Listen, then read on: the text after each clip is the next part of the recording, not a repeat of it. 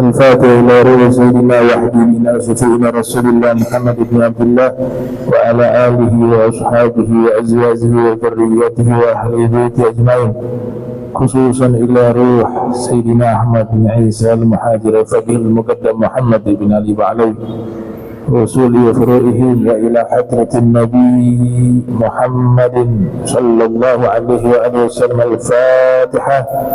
أعوذ بالله من الشيطان الرجيم. بسم الله الرحمن الرحيم. الحمد لله رب العالمين الرحمن الرحيم مالك يوم الدين. إياك نعبد وإياك نستعين. اهدنا الصراط المستقيم صراط الذين أنعمت عليهم غير المغضوب عليهم ولا الضالين. آمين. السلام عليكم ورحمة الله وبركاته. إن الحمد لله نحمده حمدا يليق بجلاله ونستعينه استعانة تليق بكماله ونستهديه هداية من أقر بعظمته وجلاله، ثم نصلي ونسلم على سيدنا محمد وآله. أما بعد، سبحانك لا علم لنا إلا ما علمتنا إنك أنت العليم الحكيم. ربي اشرح لي صدري ويسر لي أمري واحلل عقدة من لساني يفقهوا قولي وثبت لساني واهدي قلبي بحق سيدنا محمد صلى الله عليه وآله وبارك وسلم. يا من هو في علوه كائن، يا من هو في فعل حميد، يا من هو في مجده متين. اللهم أكرمنا بنور الفهم وأخرجنا من ظلمات الوهم وارزقنا فهم النبي وحفظ المرسلين وإلهام ملائكة المقربين. ربنا زدنا علما وفهما وعقلا يا أكرم الأكرمين بحق سيدنا محمد خاتم الأنبياء والمرسلين يا رحمن يا رحيم. وصلى الله على سيدنا محمد وعلى آله وصحبه وبارك وسلم والحمد لله رب العالمين.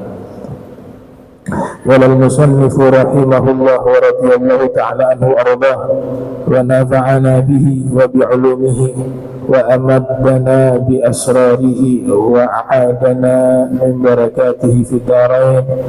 رضي الله عنكم. قال رسول الله صلى الله عليه وآله وسلم فعليكم بسنتي وسنة الخلفاء الراشدين المهديين. صدق الله العظيم وصدق الرسول الكريم.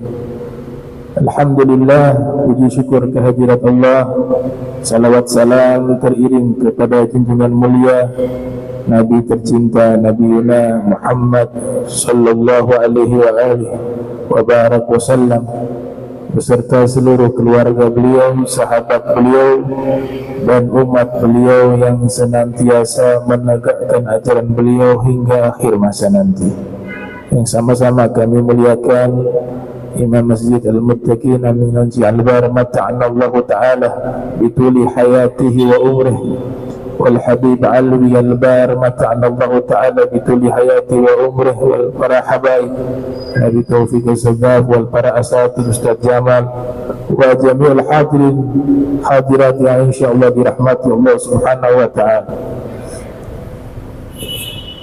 Nabi bersabda, hendaklah kalian mengikuti sunnahku dan sunnah al-khulafa'i ar-rasyidin, para penerusku yang mengetahui kebenaran dan mengikuti kebenaran tersebut. Itu arti daripada ar-rasyidin. Jam'u rasyid. Ar-rasyidin jamak dari kata rasyid, yaitu man arafal haq wattaba'ahu, orang yang mengenal kebenaran dan mengikuti kebenaran tersebut. Al-mahdiyin. Al-mahdiyin artinya man hadahullah ila shawab, orang yang telah Allah berikan petunjuk kepada kebenaran. Itu adalah bentuk jamak dari mufrad Mahdi. Sebab itu Imam Mahdi artinya orang yang diberikan petunjuk kepada kebenaran. Imam Mahdi itu julukan. Wa arsala rasulahu bil huda wa dinil haq.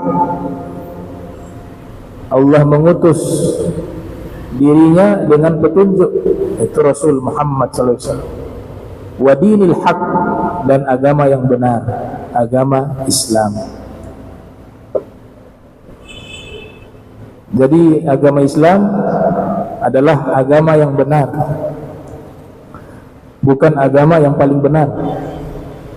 Kalau agama yang paling benar berarti ada agama lain yang benar. Ini bicara keimanan ya. Kalau kita mengatakan agama Islam agama yang paling benar, berarti perbandingannya agama lain benar, tapi Islam lebih benar. Nah, yang benar bagaimana? Agama yang benar agama Islam, satu tok, selesai. Bicara keimanan ya, tidak boleh ragu. Lah Allah Ta'ala yang mengatakan Di dalam Al-Quran, inna dina indallahi Islam. Coba Allah pakai taukid, sesungguhnya. Kurang apa lagi? Allah berfirman menggunakan penegasan, sesungguhnya agama di sisi Allah Islam. Nah, jadi gak boleh ragu. Imam Haddad mengatakan di dalam kitab An-Nasaih Ad-Diniyah, jangankan ragu terhadap agama Islam, bagi orang Islam, ragu akan adanya alam akhirat pun bisa merusak keimanan. Akhirat ini ada tidak ya? Hari kiamat ini apakah terjadi? Apakah tidak terjadi? Surga itu ada apa tidak ya? Hati-hati. Ini merusak keimanan. Nah, beliau mengatakan orang Islam, Imam Al-Haddad mengatakan orang Islam yang tidak peduli dengan urusan agamanya, dia mengabaikan itu sebabnya dua, kata beliau. Yang pertama, orang Islam itu tulul amal, angan-angan terhadap dunia sangat panjang sampai lupa kematian, lupa akhirat. Jadi perencanaan hidupnya hanya dunia, tujuan hidupnya hanya dunia. Nah, ini penyebab yang pertama yang membuat seorang muslim lupa akan urusan agamanya. Kata Nabi kita Muhammad sallallahu alaihi wasallam, beliau mengatakan, yang dinukil oleh Sayyidina Ali bin Abi Thalib, akhwafu ma akhafu ala ummati ittiba'ul hawa wa tulul amal. Yang paling aku takut menimpa umatku dua hal: panjang angan-angan terhadap urusan dunia dan mengikuti hawa nafsu. Itu dua hal itu berbahaya. Kemudian Imam Haddad mengatakan, nah, orang yang kedua, jenis kedua, yang melupakan urusan agamanya karena sebab ragu akan adanya alam akhirat. Nah, ini yang berbahaya. Kalau dia yakin ada akhirat, gak mungkin dia lupa tentang perkara akhirat. Tidak mungkin dia lupa akan kewajiban dia kepada Allah Ta'ala. Asyak fil akhirah, karena sebab ragu akan alam akhirat, maka dia lupakan urusan agama. Kata Imam Haddad, yang kedua ini jauh lebih berbahaya. Walaupun yang pertama tadi jelek, ya, panjang angan-angan.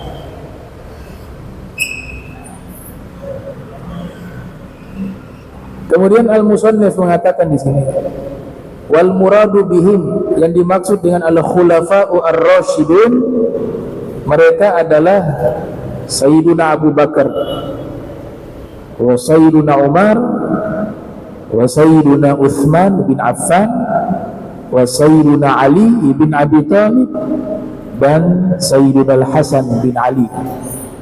Mereka inilah yang disebut Al-Khulafa'u Ar-Rashidun. Jadi level tertinggi setelah Nabi Muhammad SAW yang menjadi penerus Rasul, 5 orang ini dari kalangan laki-laki. Dari kalangan wanita, putri beliau Sayyidah Fatimah Zahra alaihissalam. Tapi karena usia beliau tidak lama, ya, meninggal muda, 6 bulan setelah wafatnya Rasul, Sayyidah Fatimah wafat. Nah, ini yang disebut Al-Khulafa'u Ar-Rashidun. Jadi pendapat mereka pendapat yang kuat. Misalnya di kalangan sahabat berbeda pendapat, pasti merujuk ke pendapat 4 orang tersebut atau 5 orang tersebut. Kalau mereka sudah berpendapat, maka hukum yang diikuti hukum mereka. Hukum sahabat yang lain jika bertentangan dengan pendapat mereka ditolak. Itu sahabat. Kenapa demikian? Sebab mereka sudah diberikan garansi dan jaminan dari Nabi Muhammad SAW. Nabi yang katakan ikutilah sunnahku dan ikutilah sunnah para al-khulafai ar-rasyidin. Itu jaminan dari Nabi. Jaminan. Dari mana ulama mengambil dalil mereka ini yang disebut al-khulafa ar-rasyidun? Selain hadis tadi yang saya bacakan, dalilnya adalah hadis lainnya. Nabi pernah bersabda, al-khilafatu ba'di 30 sanatan. Khilafah setelahku periodenya selama 30 tahun. Itu Nabi sabdakan sebelum adanya khilafah. Mereka belum ada yang menjadi penerus Nabi, Nabinya masih ada. Tapi subhanallah, sabda Nabi sebelum adanya khilafah, ketika Nabi meninggal dunia, dibaiat Sayyidina Abu Bakar memimpin selama 2 tahun. Wafat beliau, digantikan oleh Sayyidina Umar bin Khattab selama 10 tahun. 10 tahun memimpin, wafat Sayyidina Umar, digantikan oleh Sayyidina Utsman bin Affan selama 14 tahun. Sayyidina Utsman wafat, digantikan oleh Al-Imam Ali bin Abi Thalib selama 3 tahun 6 bulan. Kemudian setelah itu dibaiat Sayyidina Hasan ibn Ali, beliau memimpin selama 6 bulan. Maka dihitung genap selama 30 tahun. Subhanallah, Nabi sudah katakan. Jadi mereka itulah yang disebut para al-khulafa ar-rasyidun. Kata Nabi, "Tsumma tasiru mulkan 'adhuba." Setelah masa mereka berakhir, maka kemudian berpindah ke masa kerajaan. Nabi gak sebut khilafah lagi, dinasti, kerajaan. Dan itu memang sesuai dengan kenyataan. Kemudian Nabi katakan, dan kerajaan ini adudah, keras, saling gigit menggigit. Artinya pemimpin mereka tidak semuanya baik. Masa Daulah Al-Umayyah, Ad-Daulah Al-Umayyah, mulai dari tahun 40 Hijriah sampai 132 Hijriah. Nah, di sini dikatakan waqad tammat bi wilayatil Hasan radhiyallahu taala anhu. Al-khilafah itu sempurna dengan kepemimpinan Al-Imam Hasan bin Ali. Beliau dilantik secara resmi sebagai khalifah, tapi beliau serahkan kekuasaan itu untuk menjaga jangan sampai terjadi konflik sesama kaum muslimin, karena ada pihak lain yang juga mengangkat seseorang menjadi khalifah. Jadi beliau kasih aja, beliau serahkan itu jabatan yang sah dimiliki oleh beliau, beliau serahkan kepada orang lain untuk menjaga ini umat. Jangan sampai terjadi konflik, Allah ganti dengan nanti turunannya memimpin dunia, yaitu Al-Imam Mahdi. Jadi kita harus yakin, man taraka syai'an lillah abdalallahu khairan minhu. Pegangan untuk kita, hadis Rasul, siapapun yang meninggalkan sesuatu karena Allah, pasti Allah akan ganti sesuatu itu lebih baik daripada apa yang dia tinggalkan. Itu dilakukan oleh Al-Imam Hasan. Dan Nabi sudah prediksi jauh-jauh hari. Sayyidina Hasan masih anak-anak, Nabi sudah katakan, hadza ibni sayyid yuslihullahu ta'ala bihi baina fi'atain 'azimatain minal muslimin, kata Nabi. Ini anakku, kata Nabi. Cucu tapi beliau sebut anak. Ini anakku menjadi sayyid, pemimpin. Dengan sebab beliau Allah mendamaikan dua kelompok kaum muslimin yang bertikai. Itu Sayyidina Hasan masih anak-anak. Ternyata betul ketika beliau menjadi khalifah, beliau mendamaikan umat Islam. Jabatannya dikasih, yang penting jangan ada konflik sesama kaum muslimin. Para sejarawan menamakan tahun tersebut dengan sebutan Amul Sulhi, tahun perdamaian. Itu Al-Imam Hasan bin Ali bin Abi Thalib. Wa innama qarana sunnatahum bi sunnatihi li'ilmihi anna sunnatahum ay tariqatahum allati yastakhrijunaha minal kitabi was sunnati ma'munatun minal khata'. Nabi menggandengkan, kalau kita perhatikan hadis tersebut, Nabi mengatakan hendaklah kalian mengikuti sunnahku dan sunnah para khulafa rasyidin. Nabi gandengkan sunnah Nabi dengan sunnah mereka, bahkan lafadznya sama, sunnah. Padahal sunnah itu kan kalau terminologi muhaddithun, yang namanya sunnah itu dari Nabi. Sahabat, perbuatan mereka gak disebut sunnah, mereka sebut athar atau akhbar, ya, dalam terminologi ilmu hadis. Tapi di hadis ini Nabi mengatakan sunnahku dan sunnah al-khulafa'i rasyidin. Ini terkhusus kepada tadi sunnah para khalifah tadi yang disebut namanya Sayyidina Abu Bakar, Sayyidina Umar, Sayyidina Utsman, Sayyidina Ali, wa Sayyidina Hasan bin Ali bin Abi Thalib. Kenapa Nabi sebutkan sunnah juga kepada mereka? Karena Nabi tahu, Nabi ini kan bisa tahu masa depan, ya, masa depan. Bahkan orang terakhir yang masuk surga itu siapa namanya Nabi tahu. Gak ada yang tersembunyi dari ilmunya Nabi Muhammad SAW.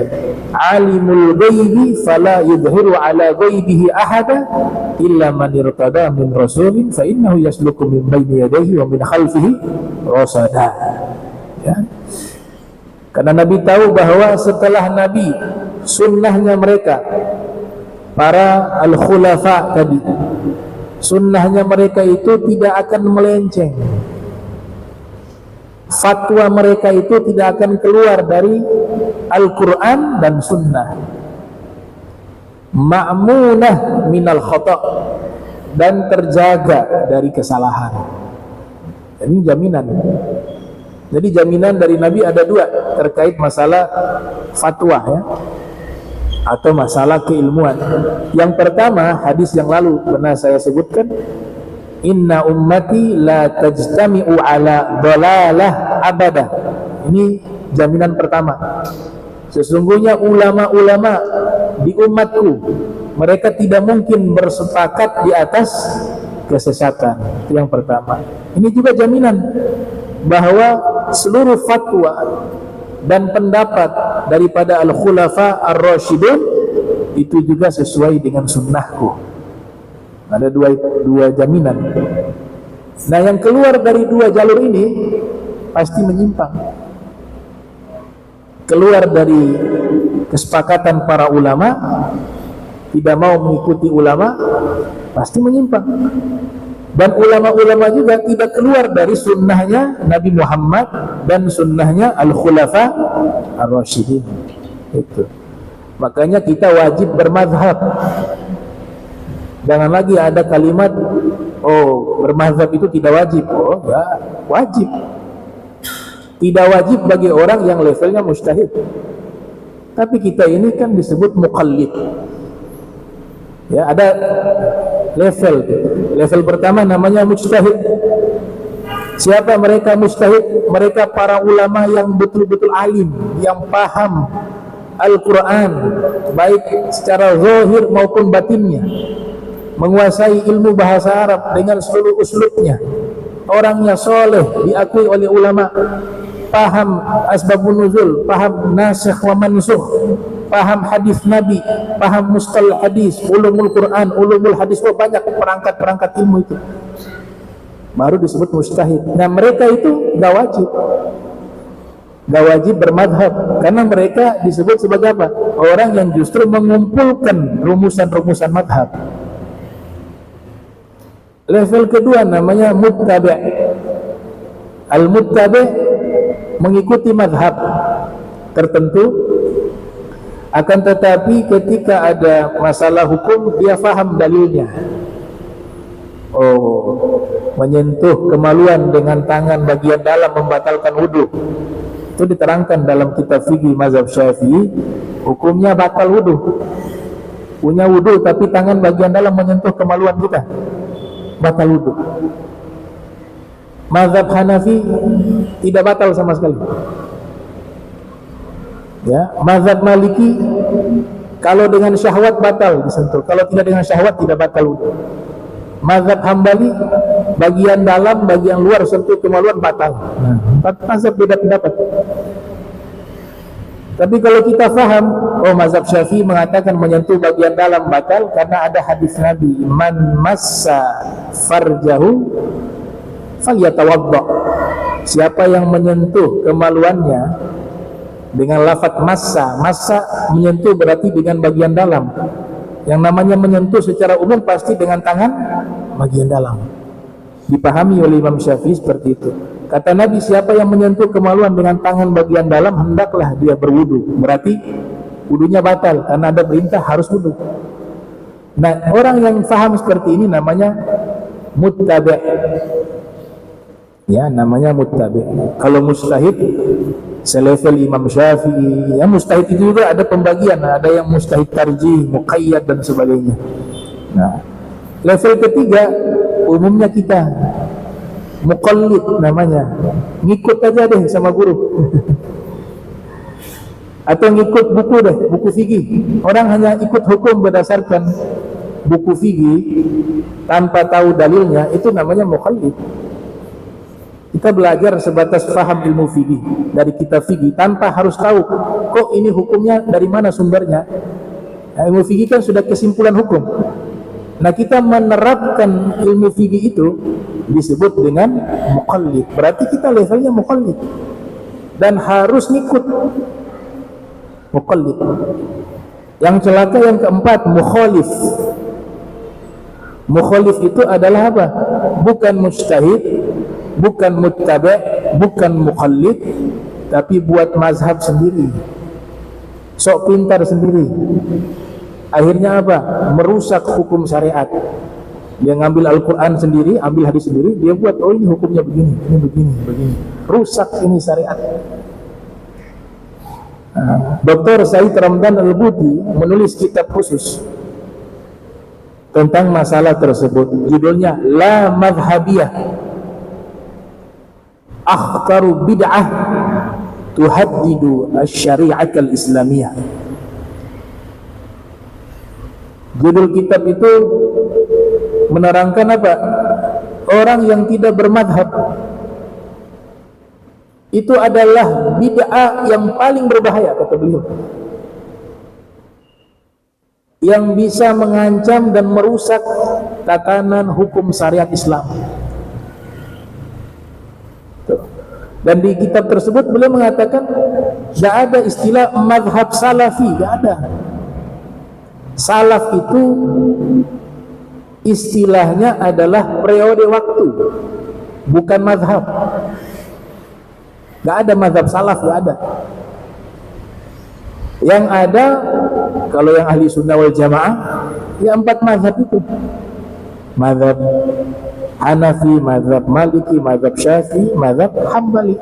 Itu yang namanya madhab, tidak ada madhab salaf. Tapi mereka ini semua yang mazhab 4 ini, mereka hidup di masa salaf. Jadi otomatis kita ikut mazhab mereka, ya kita salaf. Orang yang ikut namanya salafi. Pemikirannya namanya, ulama-ulamanya salafiyah. Jadi kita salafiyah juga. Salaf wa salafiyah.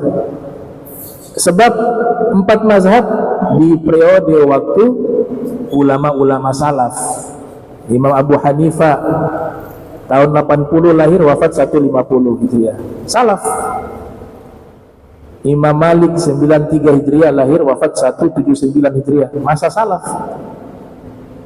Imam Syafi'i kelahiran tahun 150, wafat 204, masa salaf. Imam Ahmad bin Hanbal lahir 164 Hijriah, wafat 241 Hijriah, masa salaf. Karena mereka mendapati abad 1 Hijriah. Sebagaimana hadis abad pertama itulah disebut salaf. Khairul qarni qarni, sebaik-baiknya masa-masaku. Tsummal ladzina yalunahum. Ada yang mengatakan sampai abad 1, abad 2, abad 3. Tsummal ladzina yalunahum. Masa terbaik adalah masaku, 100 tahun awal. Kemudian berikutnya 200 tahun. Kemudian berikutnya 300 tahun. Ulama-ulama yang hidup di masa itu mereka disebut ulama salaf. Berarti mazhabnya mazhab 4 tadi di masa salaf, bukan mazhab salaf. Nggak ada istilah dalam keilmuan disebut mazhab salaf. Adanya mazhab Hanafi, mazhab Maliki, mazhab Syafi'i, mazhab Hambali. Kalau ada yang menamakan mazhab salaf, bid'ah. Itu bid'ah. Menurut siapa? Dr. Said Ramdan Al-Buti dalam kitabnya La Mazhabiyah Akhtaru Bid'ah Tuhaddidu Syariat Al-Islam. Ya. Tidak ada mazhab adalah bid'ah yang paling membahayakan, merusak syariat Islam. Ikhtilaful khulafa'i fi tafsir al-hin wa adillatuhum. Perbedaan pendapat di kalangan para al-khulafa.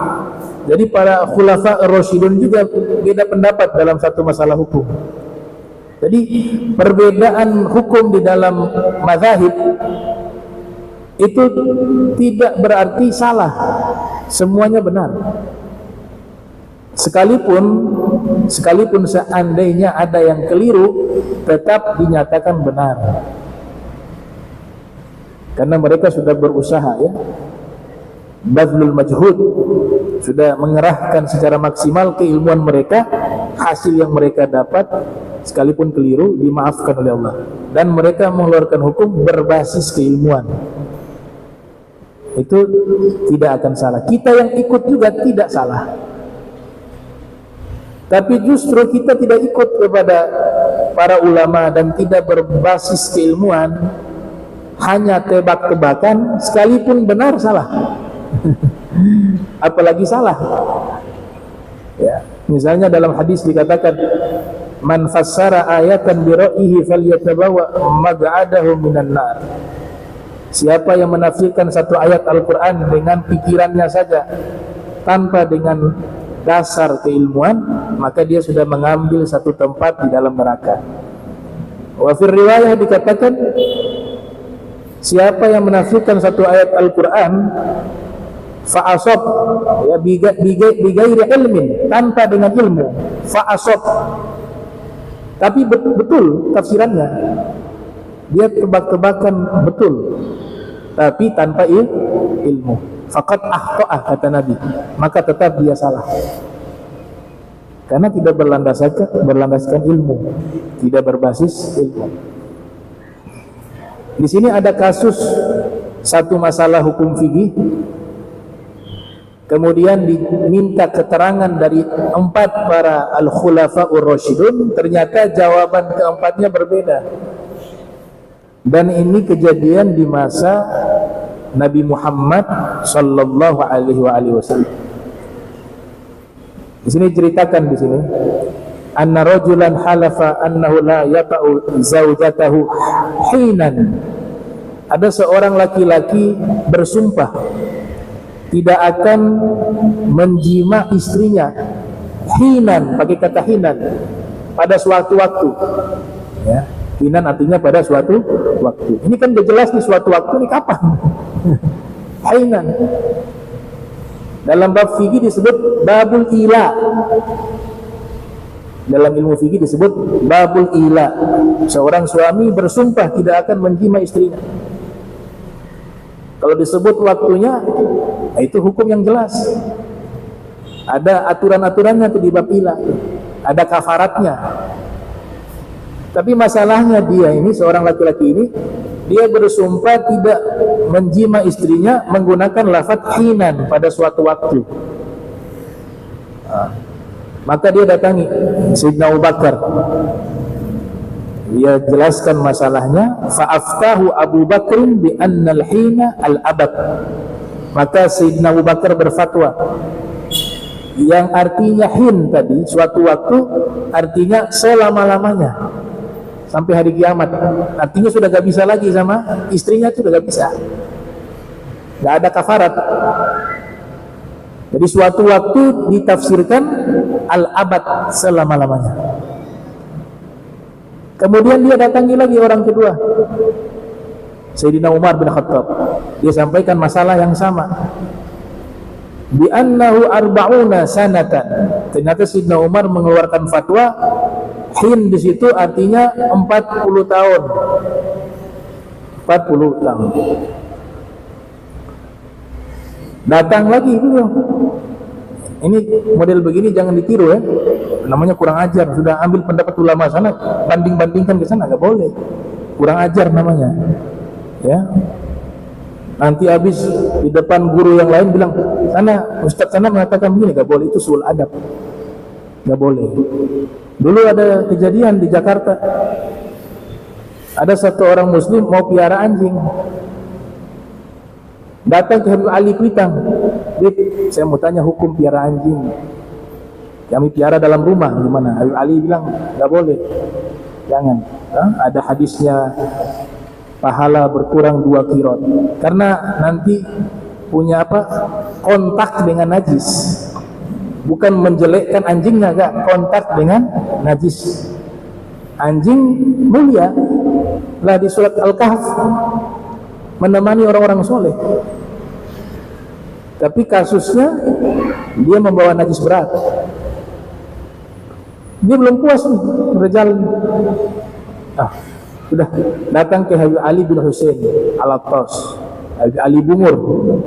Tanya, Bib, saya mau tanya hukum piara anjing di rumah. Saya sudah tanya ke Habib Ali Kuitang, bilang haram. Menurut Habib bagaimana? Ya sama, haram juga, tidak boleh. Itu Habib Ali Kuitang sudah mengatakan haram, haram. Dan itu sesuai hukum fikih. Kita mazhab Syafi'i ya. Lalu mazhab Maliki lain hal lagi. Mazhab Maliki nggak ada masalah itu. Ternyata tidak puas juga. Berarti dia ini mencari pembenaran, bukan mencari kebenaran. Dia datang ke Habib Salim bin Jindan. Datang ke Habib Salim bin Jindan, bilang, Bib, saya mau tanya hukum tentang memelihara anjing di rumah. Saya seorang muslim. Habib Salim punya adab. Kamu sudah tanya ke yang Habib Ali Kuitang? Karena biasanya dikasih ke yang lebih tua dulu. Oh sudah, Habib Ali Kuitang bilang haram. Habib Ali bin Husain sudah tidak bilang haram. Kalau anak boleh, hukumnya boleh. Oh ini bagus ini, dia bilang. Yang begini bagus, dia boleh, halalan thayyiban, piara. Akhirnya dia pulang ke rumah, dia beli anjing piara. Berita ini sampai kepada Habib Ali Kuitang dan Habib Ali bin Husain.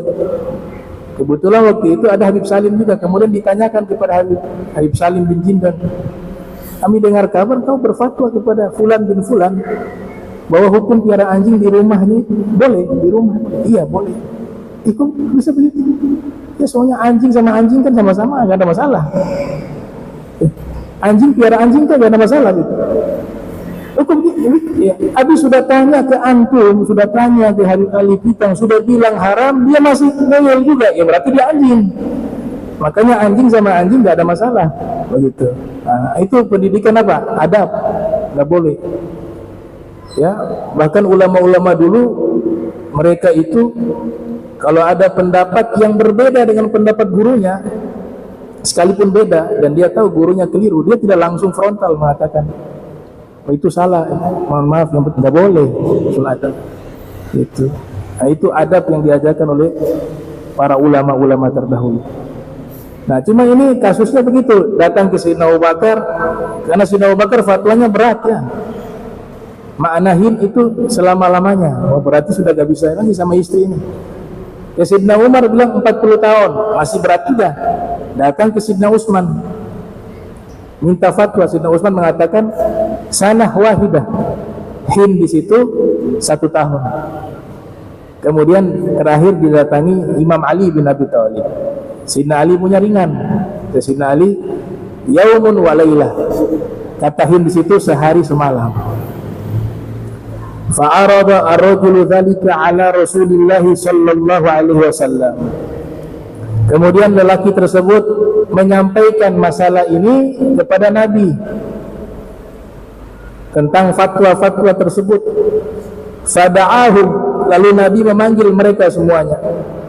Faqala li Abi Bakar, kemudian Nabi bertanya kepada Sayyidina Abu Bakar, ma daliluka ala anna al-hin al-abad? Apa dalilmu kau mengatakan al-hin itu selama-lamanya? Sayyidina Abu Bakar mengambil firman Allah Ta'ala ketika Allah mengkisahkan kaum Nabi Yunus, famatta'nahum ila hin, maka kami biarkan mereka senang-senang ila hin, hingga sampai pada suatu waktu. Itu diartikan hari kiamat.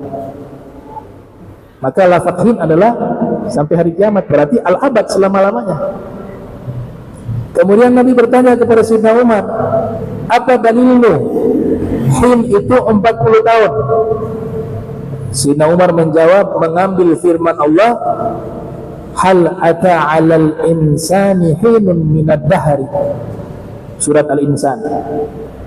Bukankah telah datang kepada manusia hin, suatu waktu, minad dahr, dari masa tersebut. Kata Sayyidina Umar, Al-Insan di situ Nabi Adam. Sedangkan hin di sini pada suatu waktu ceritanya Nabi Adam masih berupa lumpur hitam, diletakkan di depan pintu surga, didiamkan selama 40 tahun, kemudian diciptakan Nabi Adam menjadi manusia. Berarti hin di situ 40 tahun. Kemudian Nabi bertanya kepada Sayyidina Utsman bin Affan, ma daliluka ala annahu am? Apa dalilmu kau mengatakan 1 tahun? Mengambil firman Allah Ta'ala. Berarti ini semua faham betul Al-Quran. Allah Ta'ala berfirman, tu'ti ukulaha kullahin. Pohon korma mengeluarkan buah-buahnya kullahin, di setiap hin, di setiap waktu. Tu'tin nakhla samaraha kulla'am. Nah, realita kurma itu hanya bisa menumbuhkan buah setahun, setiap tahun. Berarti hin di situ satu tahun. Ditanya ke Sayyidina Ali bin Abi Thalib, ma daliluka ala annahu yaumun wa lailah? Apa dalilmu kau berfatwa sehari semalam? Al-Imam Ali mengambil ayat Al-Quran. Allah Ta'ala berfirman, fasubhanallah hina tumsuna wa hina tusbihun, yang artinya maha suci Allah hina, pada waktu kalian berada di sore hari, dan pada waktu kalian berada di pagi hari. Makna di sini sholat, ya, kalian sholat di waktu sore dan di waktu pagi. Nah, waktu sore, waktu pagi, keseluruhannya itu 1 hari 1 malam. Kemudian Rasulullah sallallahu alaihi wasallam bersabda, ashabi kan nujumi bi ayyihim iktadaitum ihtadaitum. Seluruh sahabat-sahabatku, mereka itu kalian ikuti, pasti kalian dapat petunjuk, kata Nabi sallallahu alaihi wasallam. Wa amara rajula ay yakhudha bi qawli Ali takhfifan alaihi, dan Nabi tidak menyalahkan 4 pendapat tersebut, tapi Nabi usulkan kepada lelaki tersebut, pilih pendapat Sayyidina Ali. Kenapa? Takhfifan, karena itu lebih ringan. Ini baiknya Nabi kita Muhammad sallallahu alaihi wasallam. Kalau memilih hukum untuk umatnya, dipilih yang paling gampang, dipilih yang paling ringan. Tidak pernah beliau memilih hukum yang paling berat. Ada yang sulit, ada yang mudah. Hukum tersebut pasti Nabi pilih yang mudah untuk umatnya. Kalau sulit untuk saya gak apa-apa itu hukum. Buktinya sholat tahajud wajib bagi Nabi, tapi itu sulit bagi umatnya. Nabi bilang, ya Rob, itu buat saya. Kalau umat saya jangan kau wajibkan. Kalau ada yang mudah dan yang lebih mudah, hukum tersebut, tentu Nabi akan memilih hukum yang lebih mudah dari yang mudah. Rahmatnya beliau kepada umatnya. Menariknya di sini, hadza wa madhhab Maliki muwafaqun lima afdha bihi Utsman. Nah, mazhab Malik, Imam Malik bin Anas, mengambil pendapat Sayyidina Utsman. Katahin itu pendapatnya Sayyidina Utsman, yaitu satu tahun. Adapun mazhab Abi Hanifah dan Imam Ahmad, mereka mengambil masa 6 bulan. Lihat, beda dengan Al-Khulafa'ur Rasyidun. Ya, beda. Karena mereka juga beristihad menggunakan dalil juga, tidak salah juga. 6 bulan. Tadi Sayyidina Umar, Sayyidina Abu Bakar selama-lamanya. Sayyidina Umar 40 tahun, Sayyidina Utsman 1 tahun, Sayyidina Ali sehari semalam, Imam Abu Hanifah, Imam Ahmad 6 bulan, Imam Malik ngikut Sayyidina Utsman 1 tahun. Imam Syafi'i punya beda juga. Imam Syafi'i punya apa? Ala mudi lahadha minaz zaman, sesaat saja, sesaat dari waktu, nggak pakai batasan 1 hari, sesaat saja. Hinan itu suatu waktu yang sesaat. Nah, berbeda ya, empat mazhab. Tapi kesemuanya itu benar, nggak ada yang keliru. Yang keliru keluar dari pendapat-pendapat ini. Sebab semuanya mereka mengeluarkan kesimpulan hukum berdasarkan ilmu, berdasarkan dalil. Tidak mereka membuat hukum baru. Wa mahallu ma dzukira idza lam yanwi syai'an mu'ayyanan fa inna wa syai'an mu'ayyanan humila alaihi bi ittifaqil arba'. Kalau seandainya lelaki tadi yang ila tadi sumpah untuk tidak menjima istrinya, dia menentukan waktunya.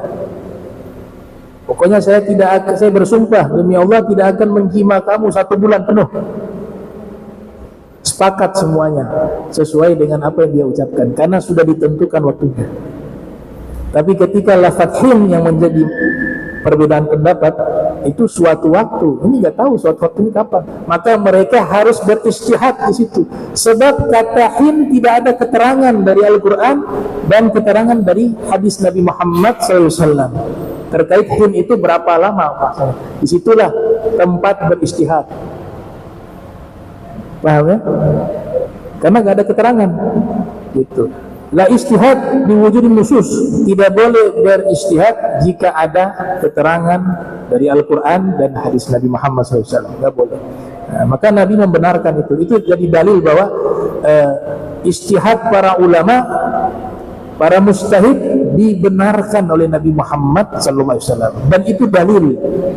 Istihad mereka itu adalah dalil.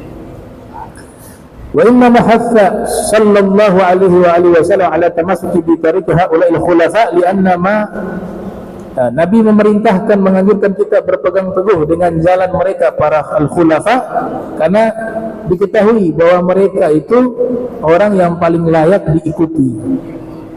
Bahkan jika sahabat-sahabat lainnya pendapat mereka berbeda dengan al-khulafa'ur rasyidun, maka pendapat sahabat lainnya ditolak, kemudian mengambil pendapat al-khulafa ar-rasyidun. Beberapa kali saya ulangi, beberapa kitab menerangkan ya, ihkamul ihkam misalnya, bahwa satu amalia seorang sahabat tidak bisa dijadikan hukum. Satu orang sahabat, seperti pembahasan kemarin di Masjid Al-Muhajirin, merapatkan saf dengan menempelkan kaki dan pundak kepada orang yang ada di samping. Itu kan keterangan dari satu sahabat. Makanya lafadznya ahaduna, salah seorang dari kami. Salah seorang dari kami. Kami ini banyak. Cuma beliau lihat salah seorang, ini hadis Anas bin Malik. Nah, seandainya hukum ini diterapkan juga, akan merepotkan. Harus menempelkan pundak dengan pundak dan tumit, ya, kaki dengan kaki. Nah, orang kan kalau berdiri dalam saf, posisinya ada yang tinggi, ada yang pendek. Dan semuanya pundak sampai ke pundak, ada yang sampai ke pipi. Ada yang sampai ke pipi. Nah, substansinya bukan di situ. Substansinya di hadis yang Nabi katakan, "Sawwu sufufakum fa inna taswiyatu sufuf min tamamis shalah," atau aqimu sufufakum. Luruskan dan rapatkan. Kata rapat di situ, keterangannya di situ terjadi khilaf. Dan rapatnya, kata para ulama, rapatnya khusus di awal sholat saja perintahnya, bukan sepanjang sholat rapat, karena itu masyaqqah, gak mungkin syariat Islam itu memberatkan. Makanya para fuqaha menerangkan hal itu. Nah, insyaallah pertemuan berikut kita lanjutkan. Allahumma jam'ana hadza jam'an marhuma wa tafarraqna mutafarriqan ma'suma wa la taj'al minna wa la minna mahruma. Subhanaka bihamdika asyhadu an la ilaha illa anta astaghfiruka wa atubu ilaik. Wa sallallahu ala sayyidina Muhammad wa ala alihi wa sahbihi wa barik wasallam. Wa ala minkum wassalamu alaikum warahmatullahi wabarakatuh.